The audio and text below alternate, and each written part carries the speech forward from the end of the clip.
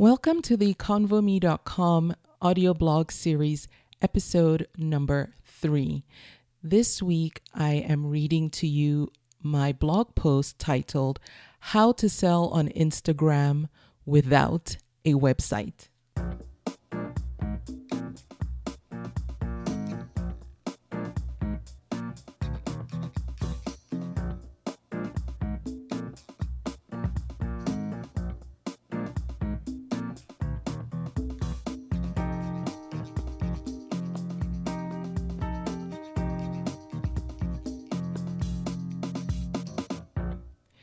So, hi, I wrote this particular article a while ago. I wrote it in September of 2019. So if you go to convome.com and look for it, you probably won't see it on the first page. I'm going to try and remember to put it in the sidebar, to put a quick link to it in the sidebar. I'll probably tag it, title it something like Sell on Instagram. And I wrote this because this was something I wanted to do. And I figured there had to be a way of doing it. So I figured something out. And this is what has worked for me. I'll admit I haven't been consistent with it, but when I am consistent with it, I do get sales through Instagram. And I'm going to read to you exactly how I do that. There are, it's kind of a long post, and I give you specific steps of what I do. So I will speak slowly as I go through the steps so you can make notes. And if you don't want to make notes, that's okay. That's what the post is for over at convome.com. So you can go and actually see the steps as I've laid them out after you listen to it. It's very simple. It's very doable. If you need help getting set up with anything, you can always contact me. You can email me directly at interview@convome.com or just use the contact form over at convome.com. I also mention the templates and the wording that I use in my listings. You are free to use the same wording that I use. I promise you I will not consider it plagiarism. I am giving you my permission now that you can use it. And I have screenshots from my phone and my Instagram posts. So if you want to see exactly how I format it and the wording I use, and I'll read that to you, you can also go ahead on the website and look at that. And like I said, feel free to use it. I don't mind. Okay, so how to sell on Instagram without a website. Don't keep all your eggs in one basket. It's an age-old proverb, and it's very true today and true for your e-commerce business. I'm expanding my e-commerce sales beyond Etsy, and in this post, I'm going to share with you how to sell on Instagram without a website. I just started doing this and have had just a handful of sales. At the time I wrote this, I had just a handful of sales. I've had more since then. Anyway, but I think it can be a viable and almost free option for other online sellers too. I sell the same items and some additional ones actually that I list in my Simply Craft Supplies Etsy shop on my Instagram account. And I set up a separate Instagram account for selling my products from the Instagram account for the podcast. The podcast, my Instagram account is at Convome Podcast, and there I just focus more on podcast specific stuff. The Instagram account I set up for selling is at Simply Craft Supplies, which is the same name as my Etsy shop, which is Simply Craft Supplies. And I set up this account specifically for this purpose. I am not advocating walking away from Etsy or eBay or whatever other online marketplace you're currently selling on or thinking of selling on. Rather, I'm saying consider spreading your sales channels out, but don't spread yourself thin. All right, so let's get to it. How to sell on Instagram without a website. Even if you don't have an e-commerce site of your own, you can still sell on Instagram. I mention this because Instagram offers shoppable posts. These are posts that will direct buyers from your Instagram post to the product page of an item for sale on your website. And this is a nice way to sell through or from your Instagram posts. But if you're willing to put in just a little bit of extra elbow grease, you can still sell items on Instagram without having to set up an e-commerce website, and also without having to redirect potential buyers to your Etsy shop. As you know, if you have an Instagram account, and lots of sellers will post their items and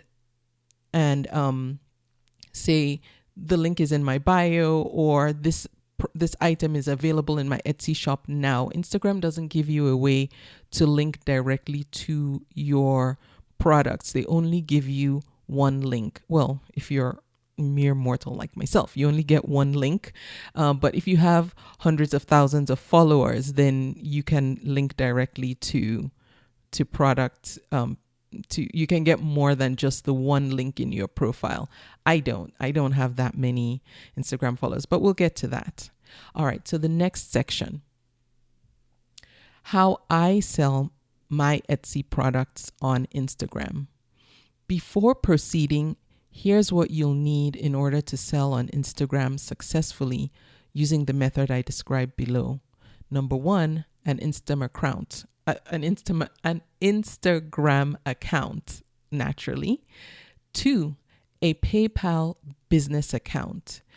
Now, you can probably get away with using just a regular PayPal account, but it will be a bit more cumbersome. All the other regular stuff you use, and then number 3 is all the other regular stuff you use when you're selling on Etsy, so your shipping, supplies, etc. And that's it. Okay, step 1, photograph the item with your smartphone.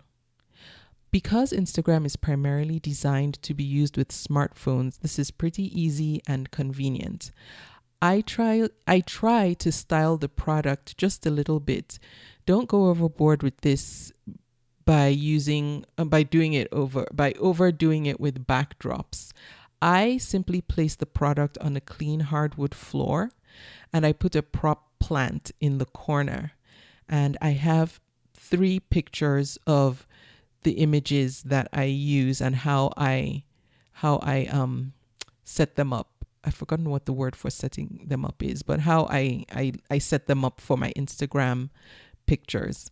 I've experimented with different backgrounds, but I found that doing it just the way I've described above is best, and it gives the best picture quality that highlights the products quite well. Unfortunately, I can't show you the pictures on the podcast, but again, if you go to convome.com, you can either type in Instagram in the search bar right at the top of the homepage, or like I said, I will try to put a direct link in the sidebar, but just search for Instagram. Step 2, create text for your post. Go into your notes application on an iPhone or a similar note-taking app on any non-iOS devices. For the different product categories, I'm going to backtrack going back to step 1 and photographing the item. Remember this, because Instagram feed pictures have to be square, change the default setting on your camera app to square. I made this mistake initially where I was just taking them, and then when I put them on Instagram, they were distorted. Like I didn't get the actual image I wanted to show. So make sure you change the setting to square. Now, a while ago, I talked with Cindy of Nito Keen on the podcast, and she uses an app to edit the pictures she takes to make them appear properly on Instagram, and it's called Square Click. I believe it was Square Click. So you can do that as well. But if you don't have the app, or it's not available in your phone, in your app store, just change your setting to square. Okay, now I will go back to step 2, which is create text for your post. So go into your notes application on your iPhone or similar note-taking app on your non-iOS devices. For different product categories I sell in, I've created a listing template and stored that in my notes app. I simply switch out the product name / title and the item specifications for each posting. And this saves me a lot of time, especially because what most people on Instagram pay attention to is the product image. And then if they're interested, then they'll scroll through to your post to find the pricing information. Use bullet points generously and include lots of white space in order to make the information in your posting very easy to read. You will not be able to format it within the native Instagram app, but you can format it in your notes app. And that's why I say start off in the notes app, the notes application. Include a section with specific steps potential buyers should follow in order to express interest and complete the purchase. Now, here is an example of the exact text I include in my Instagram postings. And as you're listening to this, I have images, screenshots from my phone. So if it's too much for you to write, you can go to the screenshots in the actual post and you can use the same format, wording, etc. So I put the product title and then I give some space and put the pricing information.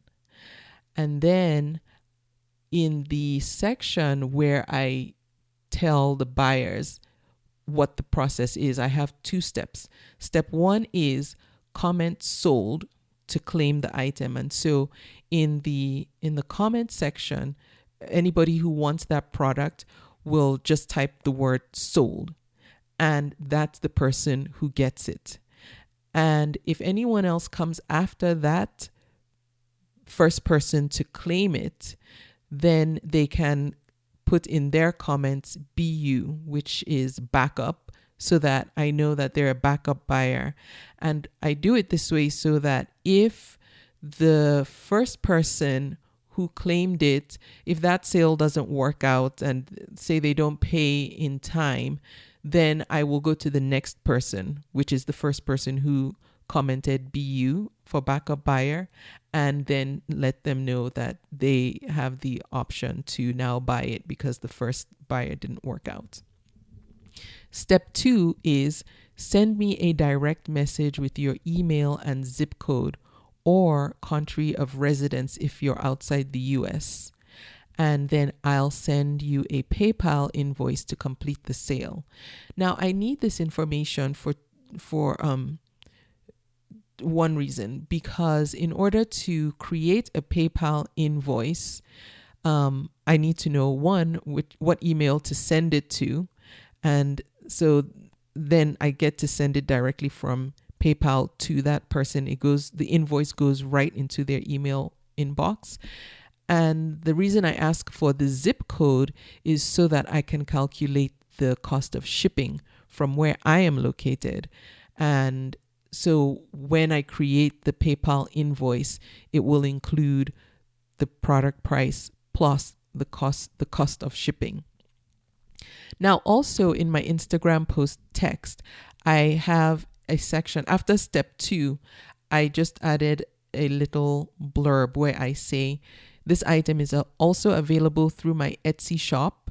I say I'm a 5-star seller on Etsy, and buyers or whoever is looking at it on Instagram has the opportunity to either go to my Etsy shop, and the link is in my profile, and buy it through Etsy if they feel more comfortable, or they can buy it there on Instagram.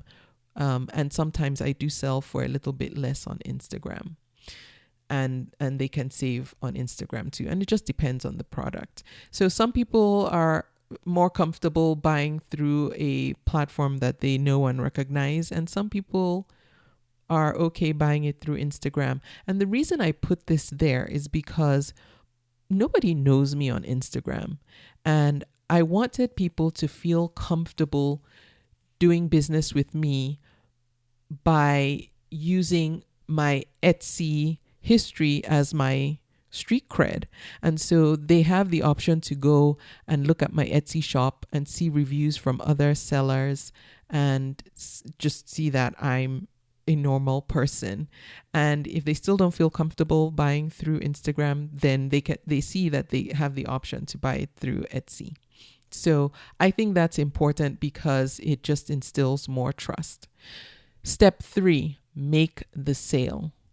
Instruct your interested buyers to leave a comment stating something like sold or mine, and try to keep it simple.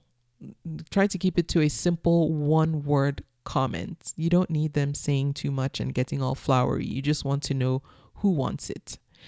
It's also good to mention in your post that backup buyers may also express their interest by commenting with something like BU, as I mentioned before, or first backup or second backup if there are multiple people who end up wanting that item. The good and important thing about encouraging backup buyers is to give yourself more selling options in case the first person to claim dibs on your item doesn't end up paying for it or doesn't pay up on time. Step 4, follow up with your buyer. When the buyer comments sold on your post, contact them via DM if they haven't already contacted you as directed in the post, with a request for their zip code and PayPal email. You will use the buyer's zip code on the USPS website to calculate the cost of shipping the item. And you'll use the buyer's PayPal email address to send them an invoice for the item. And it doesn't have to actually be a PayPal email address. PayPal will email anybody's email address, and anybody can use PayPal to pay. Now, if you're not in the US, I don't know how you calculate shipping, but I guess you can figure out how to calculate shipping based on where you're located. So I'm sorry I don't have information for international sellers as far as about how to calculate the shipping, but you probably already know how to do that. Step 5, create and send invoice to buyer. Log into your PayPal account and create an invoice for your buyer. The importance of having a business PayPal account is because it will give you the option to create an invoice template that you can use to send to all your Instagram buyers. The PayPal invoicing system is very organized and will produce sequential invoices as you get each sale. It also tracks payments received as well as payments pending. With the PayPal invoicing system, you have the option of sending reminders to buyers if their payment has not been received. You may also opt to send the invoice directly from PayPal to the buyer's email address, or you can grab a link to the invoice and send it to the buyer via DM on Instagram. And if you just want to cover all your bases, go ahead and do both. Have PayPal email them the invoice directly, and then you also DM them a link to it. All they have to do is when they get the email, or if they click on the link in Instagram, all they have to do is click on Pay Now. I think it says Pay Now or something like that. That automatically takes them to PayPal. And now PayPal doesn't even make you create a whole new PayPal account. If you don't have PayPal, you can just put in your card information. I mean, the buyer can do all that. Step 6, mail the product. Oh, sorry. Back to step 5. How long should you wait before someone pays? I give my buyers 24 to 48 hours, and I don't ask for payment again until the 48 hours have passed, and then I'll DM the person and ask if they're still interested. And sometimes, if it falls on a weekend and they get busy with life, that's usually why they haven't paid. But I will give 48 hours before I will reach out to them and just ask if they still want it. But you can determine how long you want to wait for the payment to come. Step 6, mail the product. Once you receive the payment, then go ahead and process, package, and ship the package just as you would for items that you sell on Etsy. The nice thing about receiving PayPal payments is you can actually also print shipping labels from your PayPal account. PayPal has a shipping section, and once the buyer pays you, pays the PayPal invoice, they capture all their information. So just the same way you would go into your Etsy shipping section, the order section, to ship an item, you can do that in PayPal as well. And the labels print out on 4x6 on the laser on a label printer like your Dymo or whatever. And so it's no different than using Etsy shipping. And if you've never used PayPal shipping and you want more information on that and how to work it, email me or let me know somehow, and then I'll create a step-by-step tutorial and do an audio blog of that as well. Now, back to reading the article, the post. Notice that I added a section that mentions that I'm a 5-star seller on Etsy. I also link to my Etsy shop in my Instagram profile, which, sidebar, was part of the reason I created a separate Instagram account for this, apart from the Instagram account I have for the podcast, so that I could put a link to my Etsy shop. I do this for the street cred because it's unlikely that people will be willing to buy an item from just any random person on social media. So I leverage my presence on Etsy and the reputation that I've built there. This way, potential buyers can hop over to Etsy and check me out before doing business with me. This is why I think it's important to keep your Etsy shop open in addition to selling on Instagram, because Etsy is a site your buyers will probably be familiar with and one which they trust. So hopefully, if they see your good on there, then they'll be more likely to trust you. And so far, it's worked well for me. Oh, I guess I did already cover how to mail items using PayPal shipping, so it's in this post. I forgot that I did that. Okay. How to mail items using PayPal shipping. One downside to selling on Instagram is that there is no integrated shipping on Instagram like you get with Etsy. But thankfully, PayPal offers a shipping option, and that's why it's a great option and the only option I currently recommend for receiving payments for your sales on Instagram. You can seamlessly buy and print USPS postage and pay the online non-commercial postal rate for purchasing postage online. This is the same discounted rate you get through Etsy shipping. The only downside so far is that, well, at the time I wrote this, I hadn't yet figured out how to print the mailing label from my Dymo label writer. But now I have, and so it's all good. So step 1 is to click on the payments received link in your PayPal account. Step 2, click on print shipping label.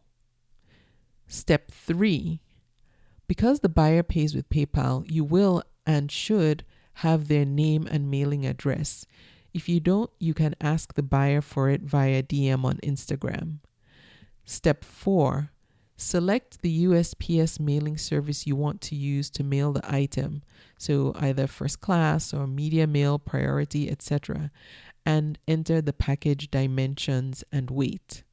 Step 5, select any additional frills like signature, confirmation, insurance, etc. And step 6, click continue, then pay and continue, then print label. Now, in the post, I said, if and when I figure out how to print mailing labels from PayPal shipping on my Dymo printer, I'll update this post with steps so you can replicate it as well. Well, there's a setting in the shipping section that asks what format you want to print the labels in. And the standard is the 8.5 by 11, which is your regular paper printer. then you can also select 4x6, and those are the dimensions for the label printer. And so that's how you tell PayPal Shipping to print it on a 4x6. So then that way, when you go to print, in the dialog box, you can then select to send it to your Dymo printer or to your regular printer. Hashtags for selling on Instagram. Hashtags are everything when it comes to selling on Instagram and getting attention on Instagram. I have semi-automated the process for myself by doing some prep work. And you'll need to find relevant hashtags for the products you sell and include those as the first comment on your Instagram post for each listing. Be sure to also mix it up a bit. You get a maximum of 30 hashtags per post. Try to use them all. Be careful though, don't use too many, if any, hashtags that are super saturated, because that will diminish your chances of showing up high in those search results. Typically, I don't use any hashtags that have that are in the Instagram gives you a number of I think it's the number of posts or something. There's a number it gives you. So I only use the ones that are under 100,000 but above 5,000. So between 5,000 and 100,000. That is not a scientific there's nothing scientific that went into that. It was just me trying to figure out what numbers I thought, how much competition was there for the hashtags that I was using, and wanting to just enhance my chances of showing up. Now, so I created lists of hashtags for the different products that I carry, and I've stored those in the Notes app on my phone. So as I list, I can easily copy and paste them into the comments for each item that I post. Now, here is a very important tip. Create a unique hashtag for your account. This is important so that people who want to always see your posts can search for them by your unique hashtag, or better yet, they can actually follow your unique hashtag. So Instagram will show them every time you post something with that hashtag. And And the nice thing about Instagram is you don't need anybody's permission to create your own hashtag. You can just do it. And so that's great. My unique hashtag is hashtag SC Supplies, which stands for S for simply, C for craft, and then supplies. And every single post will get this hashtag attached to it. I also include this hashtag in my Instagram profile description so people can easily associate it with me and my account. Be sure to make this unique hashtag intuitive so it's easy to remember. Next section, selling on Instagram, additional frills. Mark as sold. And here I have a screenshot again from one of my sold listings on Instagram.